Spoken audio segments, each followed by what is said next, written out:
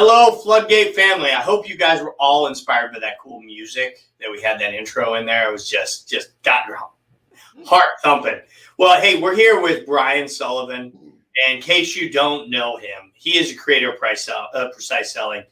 Great books like 20 Days to the Top, Precise Leadership. He trained my team when I was a sales leader. And if you need a great sales trainer and someone to set them on the right track, you got to reach out to Brian Sullivan. So, Brian, I'm so glad you're here talking to the FloodGate family, helping them in this very interesting time we're in right now.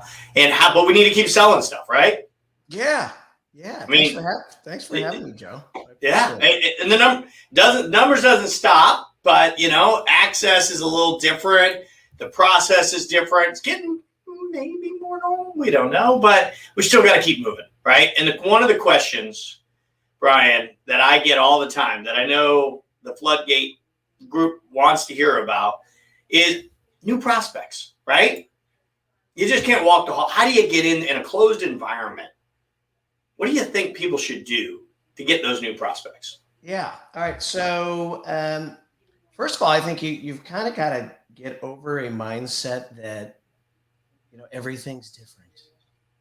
Right. I think so how I started it was already all wrong, huh? Yes, I'm really mad at you right now, Joe. Jeez, you're bringing me down. No, but listen, I think we all got into this lull last year, right? March hit, and then COVID, and we all kind of got cozy, and the companies last year who didn't sit back, actually went on full blown attack mode, are the ones who came out of this thing. And I know we're not fully out of it, but let's be honest. We can either keep moaning about it or just go beat everyone who keeps moaning about it, which I think is the greatest philosophy, right? I mean, for my clients, that's how we think, right? It's let everyone keep talking about it while we go kick their butts. Yeah. Really simple philosophy. And so what does this mean? To make it real simple, to succeed in sales, you can do one of three things. You can make a lot of cold prospecting calls. And a cold prospecting call doesn't only mean new relationships. A cold prospecting call to me could be an existing relationship who we're trying to sell additional solutions to, right? So, Joe, you're one of my good existing clients, but I know you're only buying about 10% of what I know you would find value in. You're a cold prospect. So I'm still going to count you as someone who I have to call each week. So step number one is you have to have a set number of calls that you're going to make each week, right? So let's say we were doing a seminar. I would find someone in the group and I'd say, okay, pick a product that you want to sell a bunch of through the end of 2021. And they might, let's say it's an EKG. I say, how many do you want to sell? I want to sell 25. Okay. So if you're going to sell 25 of these things, how many demos are you going to have to do? So, well, maybe I probably have to do 50 demos for 25 EKGs to land. How many prospecting calls do you need to make to get to 25 demos? And that's where most people get messed up. They'll go, I don't know, maybe 100. And I say, well, is it 100 or is it 90? Is it 110? What's your number? Well, I'll go with 100. I say, all right. What is the most important number that we just talked about? It's not the 25, it's the 100. So split this thing up into increments. How many prospecting calls a week and a day do I need to make?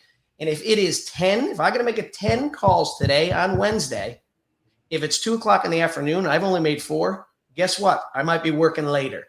Yeah. So you have to have a number that nags you. Now, whether that's delivered from your manager or you're going to nag yourself, you got to have a number that you are going to do, because what happens is in the morning we wake up, we pull up our email, we pull up our laptop, and we get busy.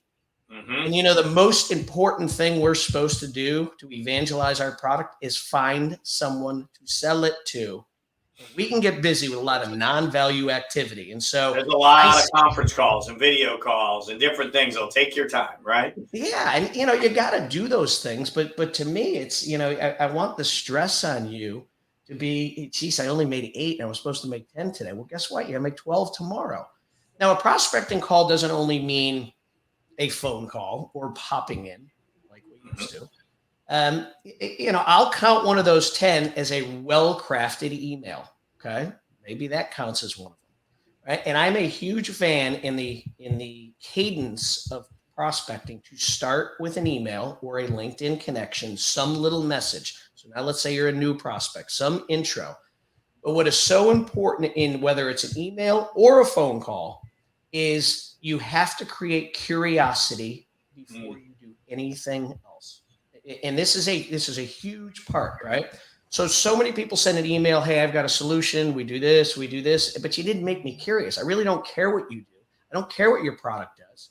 You didn't make me curious. And so so you got to know how to craft those emails, which sound an awful lot like what you should say on the phone. And there's a very specific way to craft emails or phone calls that create curiosity.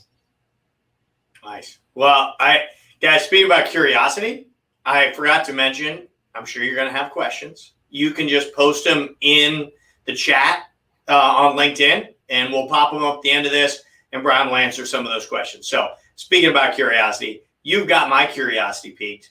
Give me an example. What's that great curiosity hook? You know, I mean, what give us a couple examples of what that should look like so we can get our mind wrapped around it. Absolutely. If you got a pen and a paper, you might write these down. I'm telling you, because it's really important. 3 ways you can create curiosity. You got this, Joe. All right. You can do it by value, right? So I'm going to say something that our solution does that is very real. Value. Number 2 is pain. We were facing clients who were going through this pain. Or the third is a name drop. Hey, we were recently working with the Cleveland Clinic. And last year, they were going through the issues of blank, blank, blank. And we provided a solution that did this. And then what we do is what we call it a takeaway. I'm not sure if you faced those issues during COVID, but we were able to help them out. That's why I'm reaching out. So what you start your email or your phone call with has to do one of 3 things. Again, example might be this: value. Hey, I was recently working with Cleveland Clinic, and we implemented a process last year that saved them 17% in their overall usage or whatever, right? Or we were able to decrease the number of hours to perform the tests by 3 hours a week. All right, so that's value.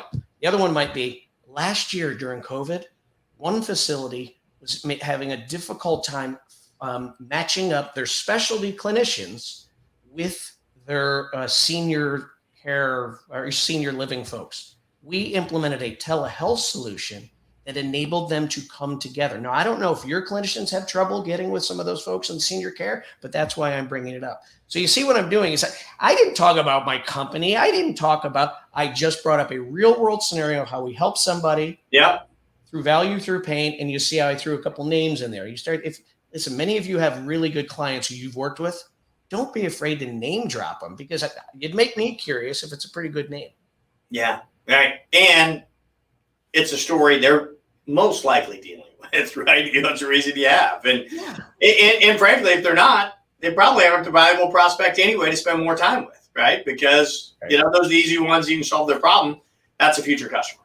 So, right. And it's important that you take time to prepare and write down what these different hooks, we call them hooks, right? Mm-hmm. So when we work with clients, in fact, we created a whole software system for our clients where it's a dashboard where it's got, okay, here's my product, here's my value hook, pain hook, name drop hook. Now, I'm not saying you need the software system. You can use an old-fashioned pen and notepad or do a Word document, but you should know exactly what's going to come out of your mouth. Because when cold prospecting, if you don't know what you're going to say, you probably don't sound great at it. You're probably too wordy. And not only that, you're probably having a difficult time getting past a gatekeeper to even get to somebody who would find value in what you're going to say. Yeah, absolutely. Yeah, they're already dead trout look. They put you as sales guy category. How fast can I get them off the phone? Or how fast can I delete this email? Right? Yeah. This is just 100% promotion. Yeah, and there's 2 things I want to talk about here, right? Because when we talk about cold prospects, so if I got to make 100 prospecting calls, we know a whole bunch of them, if they're going to be phone calls, I'm going to have to get through a gatekeeper to get anyone to agree to 50 of my demos, right? The most simple way to bring the walls down on a gatekeeper, one, is be normal and nice and don't sound salesy. Yeah. Talk like this. Talk like you and I are talking, right? Just be real. Be a normal human, right? Right. Now, the first thing I want you to get in the habit of doing is asking for help. This is really important. It's really simple, right? So if I'm calling Joe and I did a little homework on my decision maker, I don't know who Joe is, but you're a nice gatekeeper, right? Say, hey, Joe, my name is Brian Sullivan. I'm with Precise Selling. Hey, I was wondering if you can help me. Then go into a quick value pitch. We work with clinicians who do this. I'm not sure who the right person is to talk to, but I figured I'd start with you. Now, these words, I wonder if you can help me. They seem very simple, and they are.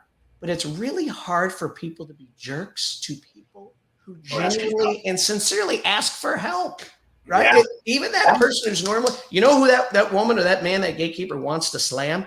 It's the person who says, hi, I'm looking for decision maker XYZ. Yeah. Yeah. What am I? Yeah. And then who are you? And then you got to go into a pitch and they're defensive. That's right. Yeah. So just ask for help, and you'd be amazed at how, if your tone is really genuine, how often they'll say, well, all right, they're not available right now. And by the way, ask the name of that gatekeeper who you spoke to. Even see if you can get her email. Of course, there's ways to find her email. Drop that woman or man who is the gatekeeper a nice little thank you after your phone call. Because if you're going to call them back again, right? You're not prospecting once. Because she may hang up on you the first 3 times. Who knows? Yeah. But now Now next time I call, hey, Sue, I called 6 weeks ago, and I know you'd mentioned Sue was busy in the back room, but I just right. So learn something on every call, whether you're about to get hung up on or not. Right. And that probably works for the digital mediums as well. You're asking people for help, asking for advice, asking for they're going to be more engaging. Right, with their time. Yeah. So true. Yeah, go ahead. I was just going to say you dropped some great nuggets. I just kind of want to kind of recap a little bit. A couple of things you gave us. One, when you're thinking about prospecting, right? Prospecting can be that totally cold, never knew you, or someone that you only got 10% of their penetration. Right? That's prospecting. That's getting new business. The second thing is you got to work backwards. What's that goal you want to achieve? You got to work backwards to how many demonstrations you get to get that sale, then how many prospects you have to have, and then set that goal and hold yourself accountable to it, even when the weeds get high for a week. Otherwise, you're never going to get to that end goal. The most important thing is that activity, right? That's right. You also talked about being able to creating a hook and creating curiosity when you're doing that message, whether it's a verbal, a phone call, a walk-in cold, an email, a LinkedIn message, whatever medium we've got, create curiosity. And you gave those great three areas. You create curiosity, name drop, their pain or a value you're going to bring them. Right. So some great tips. And then getting by the gatekeeper is the last thing is ask for help. Right. Even though you might not be the one they want to talk to, you want to make them put them on your team. And not on the other guy, not on the other side of the table, right? Yeah, and again, and I want to go back to your posture. By posture, I mean your tone of voice and your attitude. It's got to be warm. You just can't sound, look, act, smell like every other salesperson who's trying to call, who sounds sing-songy, and it's just it's just dry, and I want to hang up on them, right? Right. There's one little tip too. We talked about the hooks, and I hope that you go back and develop these. By the way, if you're interested in a little bit more detail, hit me up. I'll send you. We've got a free ebook on how to craft these. So you can hit me up. Just go to bsullivan@preciseselling.com. I'll send it to you.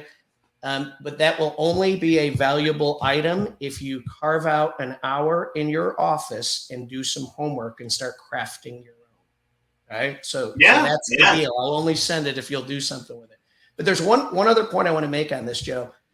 After we create these hooks, there's something that's called a takeaway, which is really, really important. The takeaway keeps the walls down on these prospects. So, right, because the second it starts sounding salesy, they're going, sales call. So what we have to do is, sure, we threw out our hook, but now I got to reel it back a little bit. And we do this by saying something like this. So let's say I just did a hook. Hey, Joe, the reason I reached out is I was referred to you by someone at the Cleveland Clinic. Last year they were facing blank, blank, blank. We created a solution that was able to help them do this, this, this. Now watch the takeaway. Now, I don't know if you faced some of those same issues in your facility last year, but that's why I'm reaching out. So you see what I'm doing? Like, I don't know if this is something that you would Yeah. be interested. It softens the whole thing up, and it tends to make them more comfortable to talk. And Yeah. all we're trying to do on that initial call is to get to the next appointment. We're not selling anything today. We're just trying to turn that one of those 100 into a 50. Yeah. Yeah. No, that's great. Getting that. And it's kind of like, I don't, you might've said it, is when you take a step forward to somebody, they naturally take a step back, but you take a step back, they'll take a step forward to you. Right. I mean, it's just, it's very, very, very important. So, so you got people curious, you get the conversation going, you get past that stage, you're in the demo stage, right? And price has always been an issue, but I'm hearing more and more from our sales leaders that are working with that, revenue's down, disrupted, questionable. So they're getting more and more of that price objection than they ever have, right? So a couple tips to handle it. It's more acute than ever. Sure. So a question I would ask, let's say we're in a seminar and you asked me that question. I would say, all right, and now I'm not going to make you do this, Joe, right? But I would say, okay, tell me exactly what you say when someone says, I can get it cheaper somewhere else. Right? Tell me exactly what you're going to say. Most people don't know what's going to come out of their mouth. Right? Well, I'll tell them is it apples to oranges? Are we dealing? And if I asked them 5 times, 5 different things would come out of their mouth. I said, well, what's the problem here? Maybe one of those came out good. The other 4, you were bumbling, you were defensive, right? So step number 1 is not even beyond price. Think of the 5 objections that you commonly hear. Yeah, it's not many, right? Yeah, there's not many. There's probably maybe 5 if they get to 5. And you should either with your manager, if you're a manager, you should do this exercise with your team. Let's list them out and say, what should we say? And if you don't know what you should say, heck, go to Google and type in how to scripts to overcome common sales objections. Now you might be saying, oh, I don't like scripts. I say your name comes up on top on that Google list, right? Yeah. Well, here's the good news. Most sales reps aren't going to do the work. So they're actually not using what's on Google. So don't even worry about it, right? Yeah, so don't worry about sounding like them because they're not doing it. Yeah. Right? So either craft your own, get some tips online, reach out to me again, right? Because we have our own versions of how to overcome it, right? For example, back in my old Welch Allen days, right, Joe, when I met you, we would always hear, I can get it cheaper somewhere else. That's just, by the way, every buyer should say that to you. And I'll talk about that in a second. And we said, well, what should we all do? What should we say? And so we came up with a script, said, I've been working, we would sell these endoscopes. And I would say, yeah, no doubt. I said, doctor, I've been working with internal medicine offices for the last 10 years. And what I realized in working with internal medicine doctors is when they invest in a new scope, they really need 3 things. They need the best technology and optics so they don't miss any pathology. They also want great service and the peace of mind of knowing that if a scope goes down, they won't have to reschedule patients. And of course, everybody wants the price, but there's no company in our industry, Olympus, Fujinon, Pentax, Welch Allen, who can offer you all 3 things. You can't get the best optical system, free loaner policy, and the cheapest price. Now, for your long-term happiness, which can you do without? I can't answer that. Only you can. All right. Now, I don't know if that's great, but you know what is better than? Well, let me get with my manager. Maybe I can lower the price. Maybe. Right. See, what I'm saying is you can't have it always, but because I was prepared, it comes out nice. And it takes the stress away from the sales rep if they know what they're going to say. So you have to go through this exercise. And you put the ball back in the physician's court at the end. Hey, it's your choice. I don't know what's most important to you. Right. And that attitude, it's called slight indifference. It's the greatest posture in negotiation. I'm committed to helping you, Joe, but I'm not attached to it. Right. And if I can stay in that game here, I'm probably giving away less margin. One other point I want you to make. Now more than ever, these healthcare systems, and even outside of healthcare systems, sales is sales. Right? Yeah. Many of my industries aren't healthcare. They're doing their job by asking you to lower your price. Right? Yeah. In fact, somewhere in a classroom or a virtual Zoom Teams classroom right now, there's buyers being taught by a negotiation skills seminar coach on how to take margin out of your pocket. And you know what they're being taught? Step number one, prepare for who's going to be selling to you, right? So Joe, if you're going to sell to me, I'm going to do a little homework on you. Who are your clients? I might even reach out to them.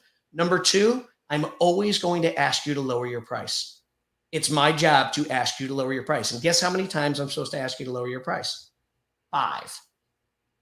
When do most sales reps cower on price? 2, 1, 2, maybe. Right. And so, and then by the way, number 3, if you can't lower price, at least get something. Joe, okay, you can't lower your price. Can you give me 90-day terms? Can you give me more service, right? Can you do more training? I'm going to keep asking. And now more than ever, they're crying poor. And it is in reality. You mentioned elective surgeries are down. There's not as much cash flow. I get it. But they know that you know that. So their negotiation leverage is way up. And we're all convinced that healthcare systems are going poor. No, they're not. I see my medical bills. I see what's going to. They're not going broke, which means I'm not going broke either. Right. And then the last thing is they're being taught is be willing to walk. So you're going to face negotiations where if they're smart, they're going to say, Joe, no worries. You mentioned you can't lower your price by 10%. I probably can't get it through my CFO, but really, I appreciate you coming out and doing the demo. Thank you. You know what, Joe? I'm going to buy it anyway, but I'm going to do that to you because you're going to go stew and you're going to do everything you can with your team. And you're probably going to come back and give me something. Now, what do we do as sales reps? Exact same thing. You know, Joe, I gave you 3 different options. The most economical option that I presented to you, it seems like that might be a little bit too much as well. No worries. You know, this system really isn't for every system.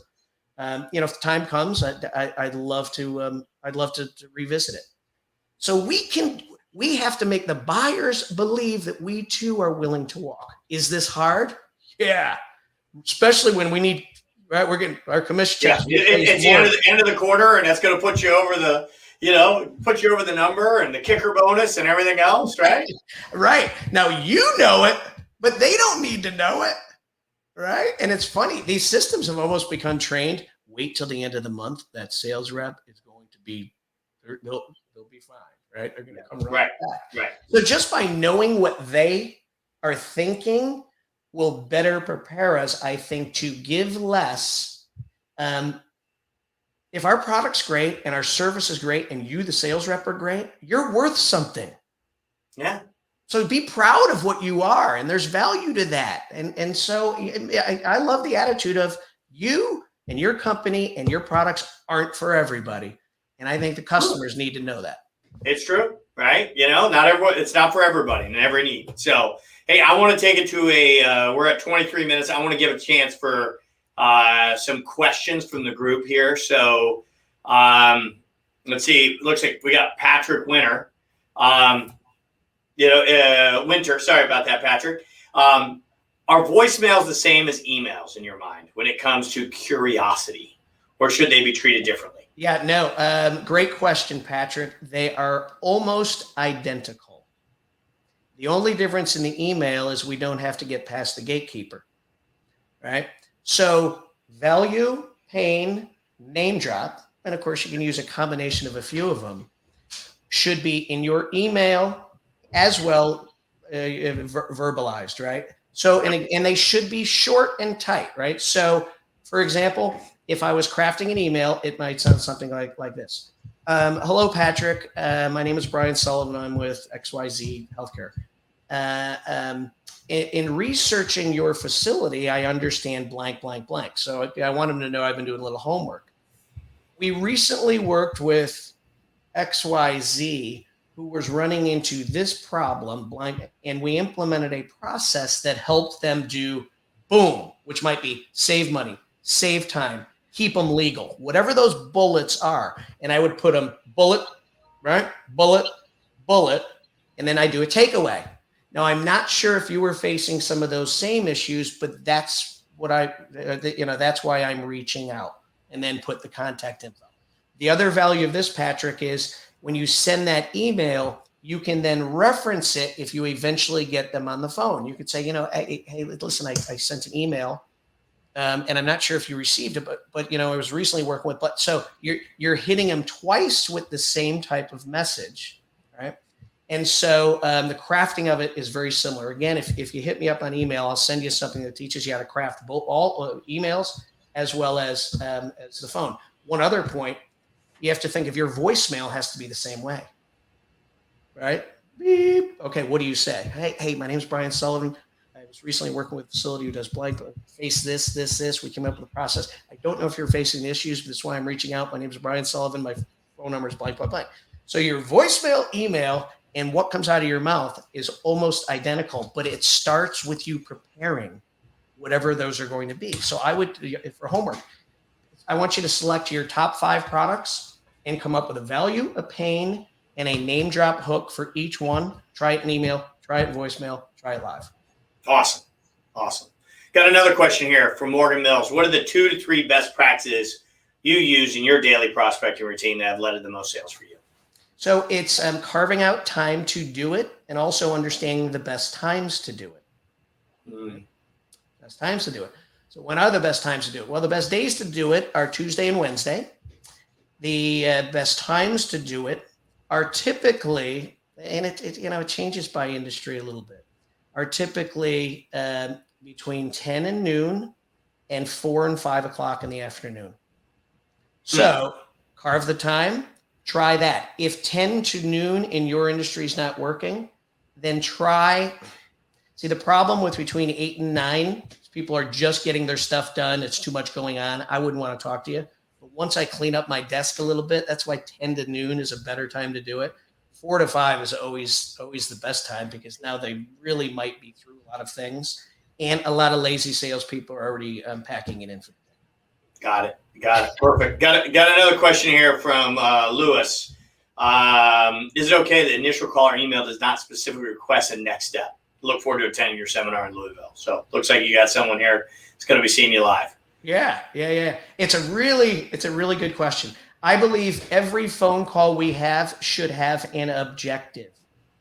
And there's a difference between a good objective and a lame objective. A good objective is what you want the buyer to do, say, or commit to as a result of the call. So while I do believe building a relationship early on without it feeling pressure is important, the objective of my prospecting call is always to get me to a deeper discussion / demonstration, right? So now if I sense in the call that, I'm not getting a lot of yeses, the head's not nodding, I'm not getting any buying noises, then maybe I'm not going to go for that close. But my objective was to do that, right? But I want them to know why I'm calling, right? And I want to know when I hang up that phone, whether they're hot, warm, or cold. If they're cold, I'm going to give them some time. I'll put it in my Outlook, maybe a month and a half out. And then when it shows up on my Outlook, I know I've got to make that call again. So it's a good one, but I'd rather have you go for the yes or the no. So for instance, Lewis, I might say if Joe's not nodding his head, he's not going to. So I might say, hey, Joe, based on what I'm feeling here is right now is probably not the right time, right? Joe says, yeah, it's probably not the right time. Well, then I'm not going for the close, right? It might be enough to make Joe say, Sully's a good guy. I won't hang up on him in a month. Perfect. So hopefully that answered your question. Yeah, it did. Gave a little thumbs up there, so boom. Thanks, Lewis. All right. So Yannick's got a question here. What are the best techniques you have seen from leaders to hold their team accountable to the prospecting goals that hopefully they've created? Yeah. Really good one. Frequent coaching calls, right? So, and I'm sure you do this, Yannick, where you get with each individual. But I would make it very specific. First of all, you have to do your homework. No doubt you've got a CRM. And hopefully you're holding them accountable to activity. And so it has to be communicated to all of your team that there's an expectation of the number of calls that they are making each week. It cannot be ambiguous. It can't be, well, my experienced guys, they don't really have to make as much, but those younger guys I really hold accountable. Have a number, but the way you coach them might be different. You got to have a number. And this way, when you meet me, I'm your rep, Yannick, and you sit down and say, okay, let's walk through the funnel. How we doing? Right? How you doing on your 10 calls a day? So without a number, you're not helping them. You will do them a favor by coaching them positively, but holding them accountable. You know why? Because their commission check's going to be bigger. And right. And isn't that the goal? But they have to know the number, and you have to keep in a positive way. How we doing? How we doing? We hitting our 10? We hitting our 10? Yeah. Right, let's go. What can I do? How can I help you? Do we have to crap? And maybe they're not, but maybe they don't know what to do and say. Let's role play. Let's practice. Right. So hopefully that helps. No, that's good. I mean, that I love that you said that accountability helps them. Without that number, you're not helping. Right. That's just a great takeaway from you. So, guys, we've gotten to our 30 minutes, and Brian, massive amount of nuggets here. So, really, some great things on prospecting, creating that curiosity. I hope everyone's gained from this. And please check out Brian Sullivan, Precise Selling. He's got a lot of great nuggets that have helped a ton of sales teams, including mine in the past. So, Brian, thank you so much. Yeah, Joe. Hey, one final thing. If you like some of this stuff, each week I do a video. In fact, I'm about to do the weekly video today. It's 3 to 5 minutes of these little nuggets, right? So it's usable stuff. Go to YouTube, just put in Precise Selling, subscribe to the channel. And there's so much content there right now, and I think some of it would help you. So cool. Great tip. We'll do so. Brian, thanks so much for the time. All right, Joe. Thank you, everybody, for joining us. Thanks, guys. Hit me up if you need me.